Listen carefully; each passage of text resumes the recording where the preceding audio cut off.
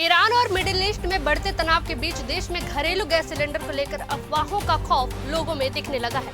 हाल ही में कई जगहों में ऐसी खबरें आ रही हैं कि लोग सिलेंडर लेने के लिए लाइन में खड़े हैं और अफवाहों के चलते आपस में झगड़े तक करने लगे हैं। सोशल मीडिया पर एक वीडियो तेजी से वायरल हो रहा है जिसमें घरेलू गैस सिलेंडर के गोदाम पर लगी लाइन में कुछ ग्राहकों के बीच विवाद बढ़ जाता है। विवाद इतना बढ़ा कि 2-3 युवकों के बीच चाटे और लात घूंसे तक चलने लगे।